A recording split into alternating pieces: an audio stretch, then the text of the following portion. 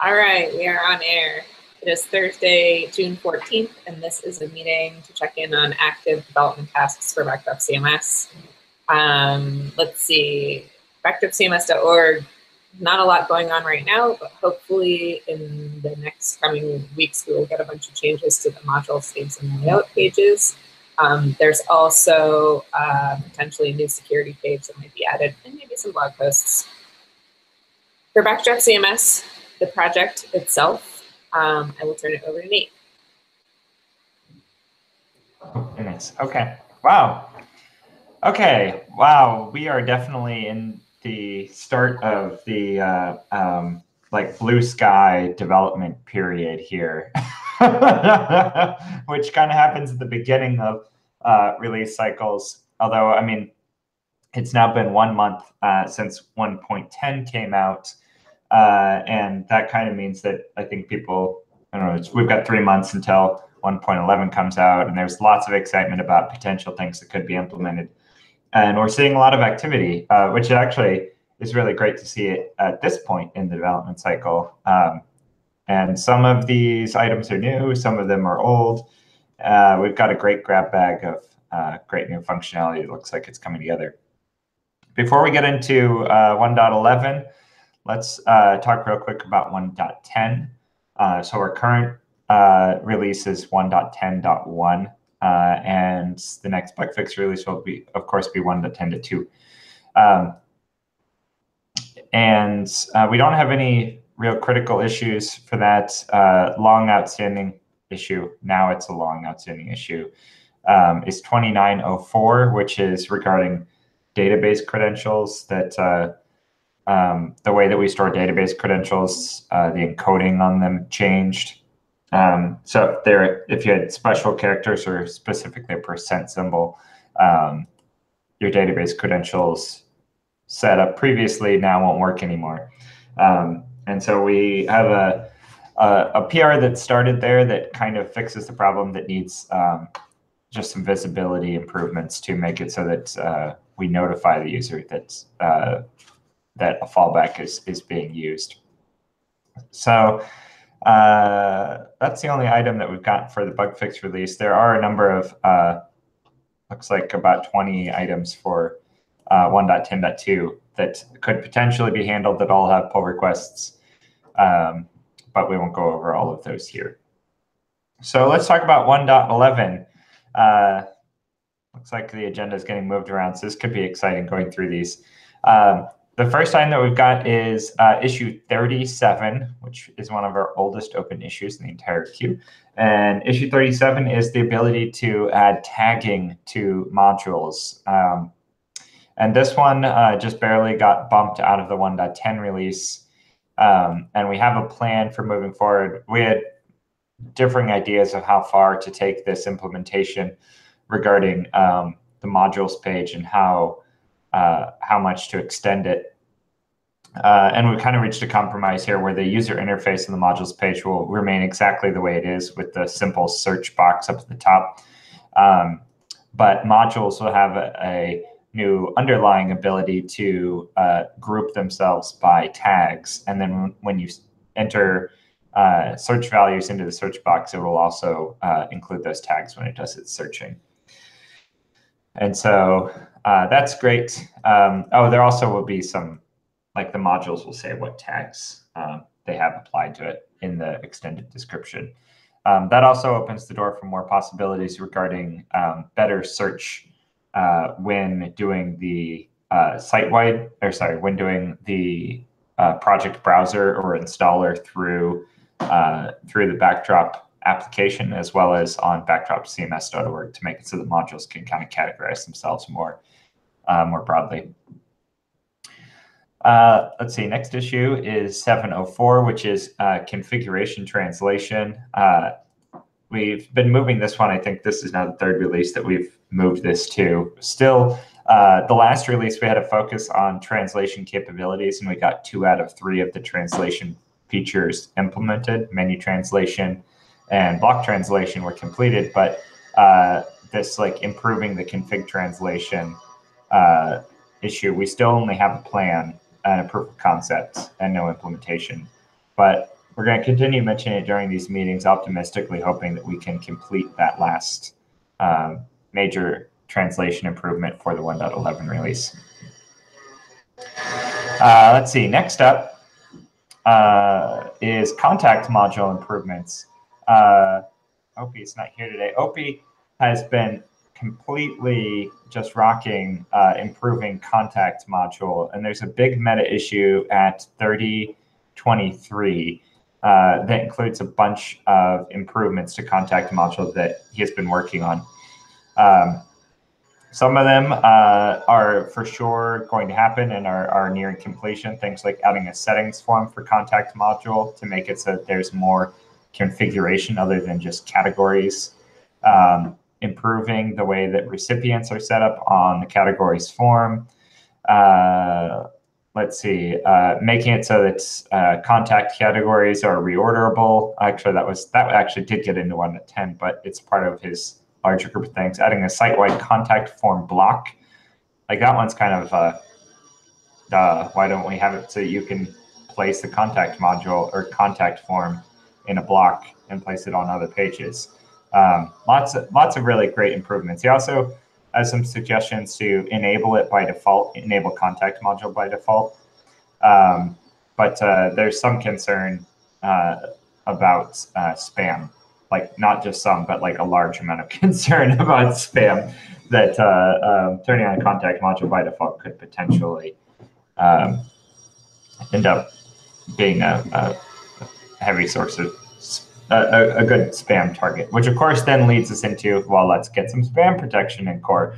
But that's the kind of thing that maybe, we haven't really gone down that road quite yet. So anyway, OP, thank you so much for doing all of those contact module improvements. There's a boatload of code. Almost all of these issues are in a state that needs review.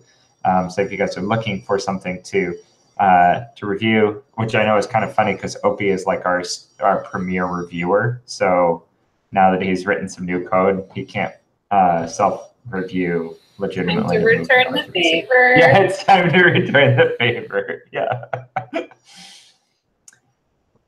Okay, all of those issues, you can find the links to all of the contact module improvements under 3023. Boy, there's so many items. Okay, next item up is Node preview. Node, bring back the Node preview. So this would add the preview button to the Node form again prior to save. And this is a completely reworked version of preview. We removed preview from Backdrop way back in 1.0 because the preview on the Node form was so incredibly useless and actually misleading that it would just show you this big dump of data that was in the administrative theme. So it was just like a complete waste of space and just confusing user interface. So this new Node preview in issue 3062, which Doc Wilmot has been working on putting together, it needs some work still. It doesn't work with layouts quite yet. If you use the preview and you have a layout specified on that Node page, it doesn't get picked up. But the concept of this Node preview is really pretty impressive. That it's puts the entire node into the temp store, so it doesn't actually save it. And then you can go and look at a preview that pulls this node out of the temp store, and you get it in the front end theme at the same path or close to the same path. And it looks like, well, it looks like a preview, which is great. So that's an issue that we'll see if we can overcome those technical problems, and probably need some thorough testing in issue 3062. Okay, next up is automatic updates. This is an exciting but very broad topic because there's a lot of steps that need to be done and a lot of moving pieces that need to be implemented in order to make this happen. Oh, thank you for moving this in here. So let's start with this one, issue 3105, which is just simply allowing core itself to be updated via the user interface. Right now we have a user interface for updating modules, so that modules, when an update comes out, you can click a button and it will download and install the new module update. That's been in Drupal 7 for its entire history, I think, and it's been in Backtalk for its entire history after we got the project server set up. So we already have the ability to update modules, but we don't have the ability to update core. And issue 3105 has a pull request that needs review that makes it so that core itself can be updated. And much to everybody's surprise, it was a rather trivial implementation. The danger level there is the same level as it is with contrib modules, honestly, that if something catastrophic were to happen, the site would become non-functional. But it's been the same problem that we've been, the same problem has existed for the entire existence of the contrib updates with limited problems. So extending that to core is completely reasonable with no real increase in danger, but a substantial improvement for people who aren't used to or are uncomfortable with manipulating the code on their site. One thing that this also relates to is issue 2125, that if core is updated, the way that it works right now is it just replaces the single core directory, which I think is actually the way most of our update instructions are written as well, that when you need to update core, you just download the new tarball file or zip file, delete the old core directory and put the new core directory in. One of the problems with that, though, is that the profiles directory, which includes the installation profiles, is not inside of the core directory. And so that makes it so that your profiles directory rarely, if ever, gets updated if you follow those steps, or if you use this new updater via the user interface, you would also have the same problem. But that would only affect multi-site, right? When you're doing more than one installation. Yeah, it really wouldn't affect sites that, because once you do the install, you never install again. So the profile doesn't really, it's not a terrible problem. But yeah, if you're doing installs on a regular basis, like via multi-site, then yes, it would be a problem, because you could end up with an older install profile on a newer version of Backdrop, and then things could go bad. But we don't even change the profiles that frequently. So again, a pretty small problem. Anyway, just moving that profiles directory underneath the core directory will solve kind of that problem of having the profiles be updated. And that issue is 2125. Just to clarify, we're not moving the profiles directory. We're moving the profiles from the top level directory into a new core profiles. We still leave the profiles for the whatever contrib or custom ones, right? Yes, that is right. So we're actually extending the ability of profiles to be in more locations, because currently it can't live under core, and we're making it so that it can stay where it is if you want to, or it can be under core. And the way that, go ahead, Mike. Silly question, but if someone replaces their core directory when they do the upgrade that adds the profiles into the core directory, then they have the same profile in two different places. It follows the same rules as modules do. So actually, the one in the root would take precedence. Which, wait, what? Really? Yeah, because it's the one in the root is like contrib modules live in the root now, right? But the I thought you meant core. Okay, the root of the, yes, okay. Yeah. So the one not in core, it still takes effect. So anyone doing this upgrade, it wouldn't help anyone who already has, this doesn't help anyone who has already upgraded or already has a site, because when we do move it into core, they'll still have the profile in the old directory and it'll always stay there. Yep, that's true. And we could potentially go so far as to make a hook requirements to say, hey, you should delete that out of your root directory, but it's such a small issue, we might just like put it in the release notes and just say, you know, hey, you should remove that if you have it there. This is such a small issue that affects so little people that we should probably move on. Yeah.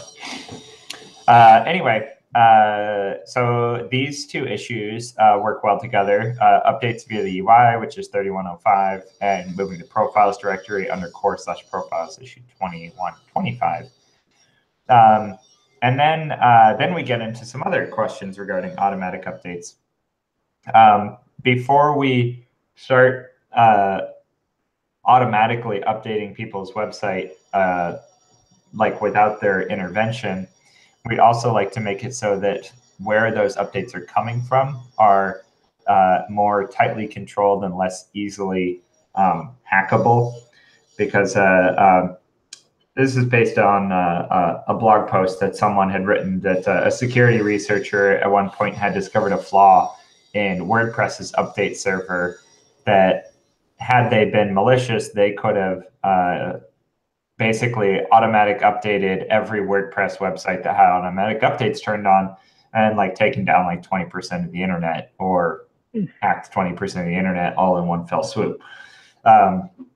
So to mitigate that, we're looking at implementing some of the safeguards that they recommended, which includes package signing. So package signing makes it so that when backdropcms.org packages a module, it puts in the version information into the .info file. And in addition to that, we could make it so that the backdropcms.org server adds a signature, or stores a signature that says this package was zipped up and then compiled by backdropcms.org and by no other server on the entire internet. And then when Backdrop, your local install, downloads the update, it uses a public key that is included with Backdrop core itself and says, is this signature valid? And it can then check to make sure that that archive came from nowhere else other than a package from backdropcms.org. So even if our feed were to be compromised, and even if people were to spoof or man-in-the-middle attack the XML feed and point to different updates, or were to change or were to modify where the update links download from, or the MD5s of the download links, no one else would be able to digitally sign that package unless our private key were also compromised. And then at that point, we could go through and wipe out all of the previous signatures and then regenerate them with a new key. So anyway, it's a good safeguard, I think. And that issue, sorry, I should have started with that, is issue 1992. And this involves a number of moving pieces, including project module, backdropcms.org, and Backdrop core itself. So there's a pull request that is posted to backdropcms.org that makes the changes to all three of those places, because backdropcms.org has both has all of project module, Drupal core, or Backdrop core, and the backdropcms.org modifications itself. So that combines all three of those projects into a single pull request in a proof of concept. There's some discussion going on right now with John Franklin and myself regarding how we should do the signing. There's actually a lot of options, even more than have been presented here. Right now, it's written using this cryptography library called Sodium, which is built into newer versions of PHP and has backwards compatibility, shim for older versions. John Franklin is suggesting that we use OpenSSL. There's also PGP would also work for signing. So there's lots of different options there. But how we actually do the signing is actually just kind of like the only outstanding question in the infrastructure around how to actually deal with the signing and have Backdrop Core itself verify the signature. That will be the same regardless of what algorithm we use to do the actual signatures. So, so we're making some really great progress in that area. And then finally, with those three issues, once they get out of the way, then we start worrying about automatic updates themselves. I don't really know if that's even a realistic thing for us to even attempt for 1.11. I think just getting those infrastructure pieces in place for 1.11 would be a really most excellent start. Yeah, we haven't even gotten to how the user interface should look like for turning on automatic updates or the frequency of them. We've had some brainstorming sessions around how to deal with like only update security updates or bug fix release only or contrib versus core updates. But all of those questions are all up in the air right now. If you have feedback on that or user interface suggestions, right now, post directly in issue 2018. You guys, I'll take a break here. We're only halfway through the 1.11 items here. There's so many things. Do we have any more feedback or questions on the ones that we covered so far? No. Okay. Okay. Well, let's talk about some more things. Let's see. I was in the agenda, I was going to stub out a whole section for color module improvements because that module has been seeing a lot of activity recently, thanks to Josef here, the Rubik's Cube in this meeting. And the only one I got in here in time is issue 792, which is fixing a longstanding bug regarding color module and configuration management, that when if you had a colorized theme and you configured it locally and then you did a config import, the CSS needs to be regenerated upon config import. And that has been fixed in issue 792. That pull request is RTBC, but not yet merged. Other things in color module that I know are underway, this isn't directly color module, but Joseph has worked to colorize basis to make it so that basis can now be configured via color module, which is a really great user improvement for our out-of-box experience to make it so that not all backdrops need to look identical. And basis has got like a nice kind of generic like look other than the hero, which is kind of the only design aspect that is highly stylized. But since the hero background image can be replaced, it puts us in a really great place for people to have like strongly branded, but fairly universal like look to their sites. Kind of like how every site or like half the internet looks like Bootstrap, for example. It's fine being similar as long as you can maintain your strong branding, and making so that you can do that with Backdrop is a really great improvement.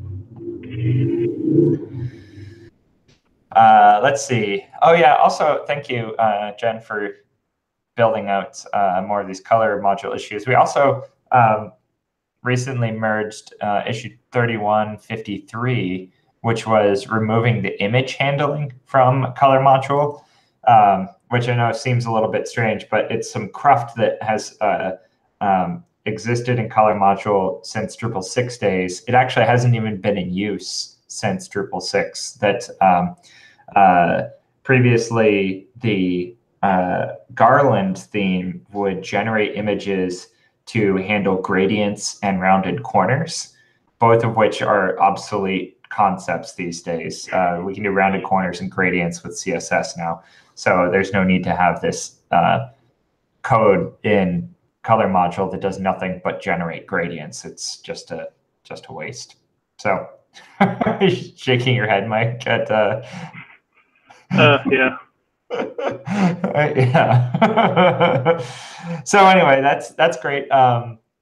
Joseph, thanks for all of your attention to color module, and just cleaning up things like that are really greatly appreciated. You're welcome. And I haven't broken any tests yet, so who? It actually just says a lot about our test coverage of color module. But I mean, this is kind of a good thing. I mean, like this functionality for image generating, the gradient generating, like we haven't used it in over a decade in Backdrop or Drupal. And so it's no wonder it's not tested, because nothing was actually calling it. So yeah, very nice. Keen eyes pulling out that cruft and just getting rid of it. Really appreciate that. Welcome. Okay, let's keep going. Oh my goodness. All right, adding saved draft to cores, issue 1383. Thank you for pulling up this issue. I couldn't find it earlier, which means I don't really have the status update on it. Jen, do you have information on, or Gregory, either you guys have comments on that issue?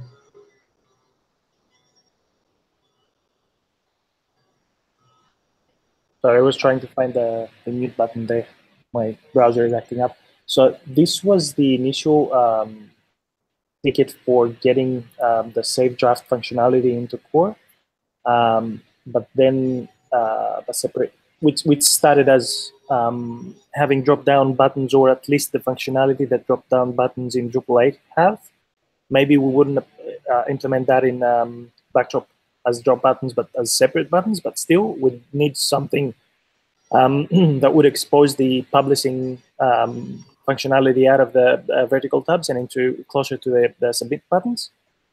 And there have been some back and forth between this issue and another issue, but now this is focused on doing exactly that, adding an extra button that is conditionally shown only when it makes sense, and that all of the rest of the buttons, also their labels, reflect what is actually being done. So these would have respective values depending on whether the node is being edited or it's a new node being created, and whether the node is already published or not. And the status on that is just needs feedback. Okay, yeah, great. This isn't so much adding new functionality, like save draft is a new concept. It's just a user interface question about how do we represent changing states between published and draft and scheduled. Exactly, making it more straightforward and more accessible, like using less clicks, hiding things, exposing things that are now hidden, and the user has to, pogo stick and struggle to find them. This sort of stuff. Okay, so issue 1383 basically needs feedback as to like what we should do there. We should start mentioning that one in the design/UX meetings, Jen. I think that would be good. Maybe we should even remove it from this, because that's like it's an open question for UX rather than a developer-oriented task at this point. Now that Wes is back, it's a great opportunity for him to take a look at it. And I've also included screenshots of how WordPress, the current version of WordPress, handles that. They have a lot of buttons and they're a bit all over the place, but yeah, at least we have some ideas. Let's see. Well, this ties right into the next issue, which is better workflow handling, which is 1475. Oh yeah, this is very similar, isn't it? Yeah, I actually even wonder about like maybe we should combine these two, because this is the same sort of question that is also about workflow states and content saving options.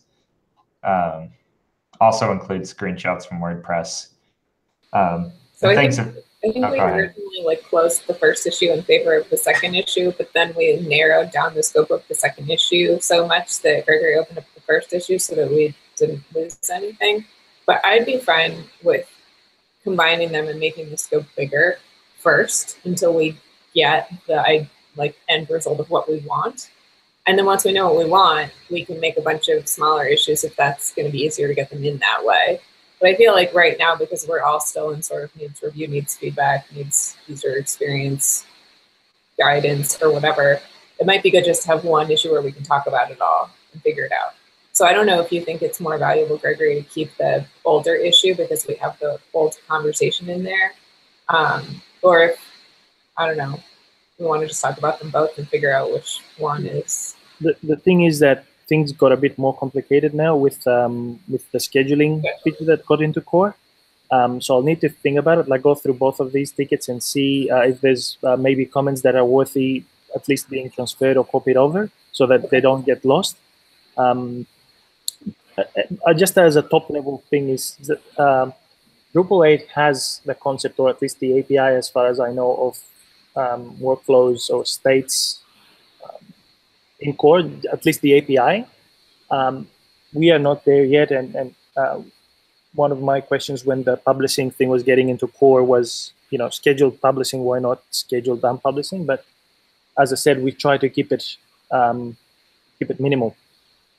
So maybe the workflows in core, same as D8 has, maybe it's not such a good thing, such a good idea for Backdrop, but it's under discussion. Anyways, I will go through both of these tickets and try to see if there's one of them needs to be closed over the other.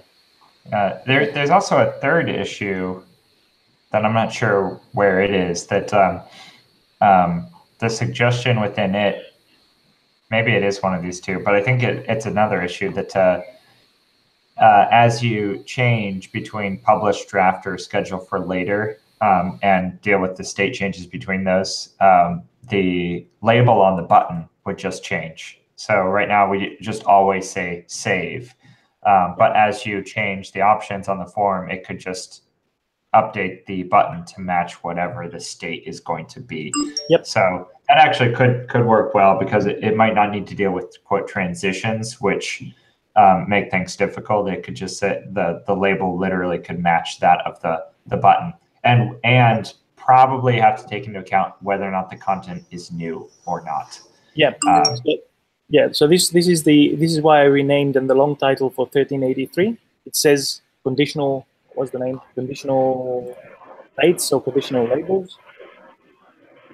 Oh, is that actually 1383 now? Yeah. Oh, okay. Okay, great. Let's update. So it's getting save draft into core, just exposing the published checkbox, making it a button or what have you, along with other submit buttons, and then making sure that each time that a user either adds new content or edits existing content, everything is taken under consideration, and the labels of the buttons actually, and the amount of buttons, which buttons are available, makes sense. So there's not what the fucks, Okay, great. Thank you for updating the title. I didn't realize that I was going off the title in the outline. Agenda. Okay. Yeah. Okay. Let's see. One more issue for. Hang on. There's a message in chat. One more issue to bring up for today is statistics tracking, better statistics tracking, which is issue 285. In summary, this issue, we just want to start collecting more information about how people have configured their Backdrop websites so that we can make better product decisions about what functionality is commonly used and what functionality is not commonly used. There's been some great updates here. We're still, for the most part, everybody agrees we need to start collecting more information about how people are using Backdrop. It's also been, an interesting topic recently because of GDPR. I think that's the right acronym for the new European law regarding privacy controls. So that, I don't actually think that makes things too much more complicated, because all of those things we would want to have implemented in any Backdrop implementation anyway. But it is nice that now it's kind of formalized the requirements around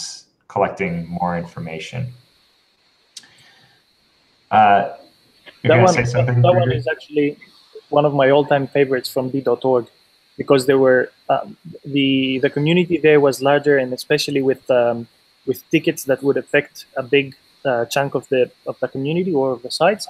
There were a lot of conflicting opinions, and everybody was fighting over what is the 80-20% thing. If we have raw data to back everything up, then we would avoid so many bike shading things. Yep, I think we covered this last week, but we didn't summarize it well in the issue at all. I don't think that. Oh, that's right. There wasn't a broadcast, isn't that right? Like we discussed it, but it wasn't recorded. That was like 3 or 4 weeks ago. But I reread the issue since then, and I forgot how complicated it was in terms of we need to give people a way to opt out and like clean up our terminology around what the button says so that they know what they're opting in and out of. That's separate from update checking, which I think we do already. But then we also need to figure out what data we want to collect. We need to figure out how to collect it on the Backdrop site side. We need to figure out how to submit it, and then we need to figure out how to measure it on the project module side as well. So there's a whole bunch of moving pieces. Like every time you add a new thing that we want to track, we have to track it on the sites that are running, and then we have to record it on the sites that are. But that shouldn't stop us from putting the checkbox in right away. Like we should just put the checkbox in now, saying allow anonymous usage even before we collect it. So it's like we already have that checkbox. We have the checkbox. So we need to figure out like whether we want to add another checkbox. Oh no, I'm thinking that we need a checkbox that explicitly says we're sending anonymous data for helping us, and not. We already have that though. Do we, Jen? Yeah, I think so. I don't think we do. Maybe it's not in the installer. Is it in the installer? And I'm not saying that it should be, because we should. It should be. We should simplify the installer. All I'm saying is maybe a message, like the new info message, the thing that I've added, that says we are collecting data. The same way that the browsers do it, I don't find it intrusive. Like even when you install Chrome, for example, it says that we are collecting anonymous data. Please see what data is being collected. Yeah. I don't think that anybody finds this intrusive. And so long as this is, like, if we could even implement, I don't know, a dismissible message with the next button that shows up there and says, hey, we are collecting data. Here's what we are collecting. Click here. And if the people know about it, they just click a next button, and then that thing never bothers them again, and that's it. Right. So during the installer, we asked 2 questions, like allow the site to send me email when there are updates and check for updates automatically. I think actually what we should do is, this is possibly opinionated and controversial, we should remove the check for updates thing. We should just always be checking for updates. But we rename that, change the thing to send anonymous data. And so we should decouple checking from updates from sending data. You should be able to check if there are updates for your site without also sending data about your site. And right now, they're coupled together. So if you want updates, you also have to tell backdropcms.org what versions of modules you're running, and we record that. There's no way to opt out of it. Yeah. So we give people the option of sending additional data, and we take that version numbers are for granted. Like we gather that. I think I agree with that. Is there any? I mean, isn't there some times where people don't want a site to actually go out? Like, I don't know. It's. I think we might have to look at how people would be using the site and what possible security problems there could be. Like, whether if we haven't really even gotten to sort of e-commerce yet. Like, we don't really have a commerce module and stuff like that. But once we do, what are going to be the requirements around that data, and whether it can just report back to some odd third site? Yeah, I don't know. I don't know what the legal rules are around any of this stuff. The PCI compliance rules. I don't really want my local to tell Backdrop that it's a site, because I think that's kind of misleading.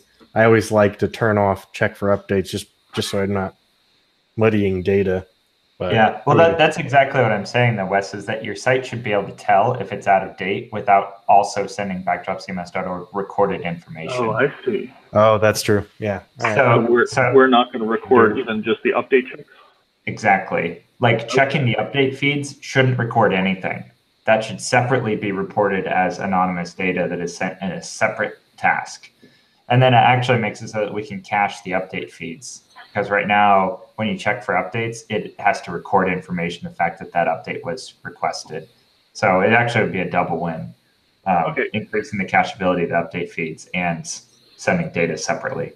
That's actually a great proposal, Nate. Could you just put it in the PMC? This seems like something we should vote on.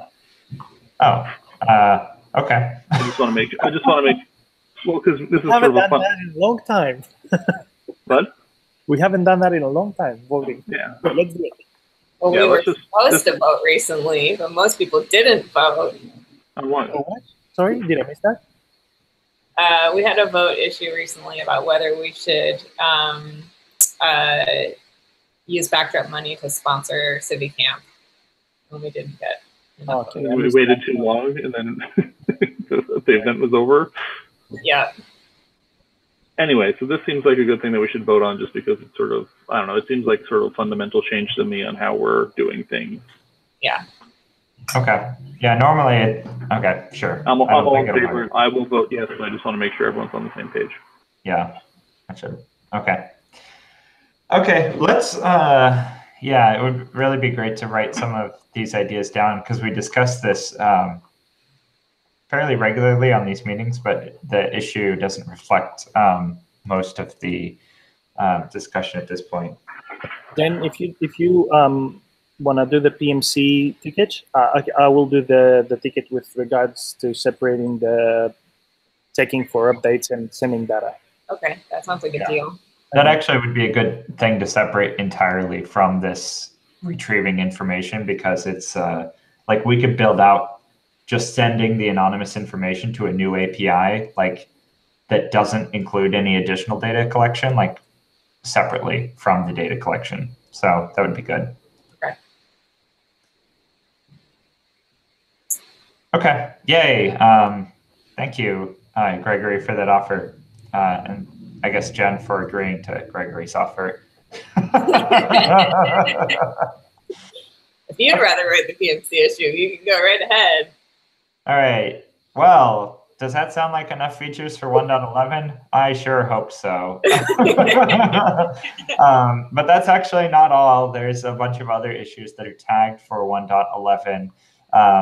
Some of them less ambitious, and some of them ongoing things like update CK editor to the latest version, which there's been a couple of new versions of CK editor. Actually, there's a new major version of CK editor, but we are currently unable to upgrade to it because it doesn't include paste from Word support. Yeah, which is kind of a large feature for a content system. So anyway, there's still updates to be had. And other issues for 1.11 that are not mentioned in this meeting, check out the 1.11 milestone. Okay. I think with Jeff not being present, let's go to general discussion and Q&A. We've actually only got a couple minutes before we hit 2 o'clock, though. So anything you guys would like to add or discuss? Okay. We wore ourselves out talking about statistics tracking. Okay. All right. Well, thank you, everybody, for joining the meeting today. Thank you for all the dogs that are present and walking around in people's backgrounds. And thank you, as always, to our viewers that watch these meetings to keep up to date on the latest in Backdrop. Thanks again, and we'll talk to you guys next week. Everyone. Bye. Bye.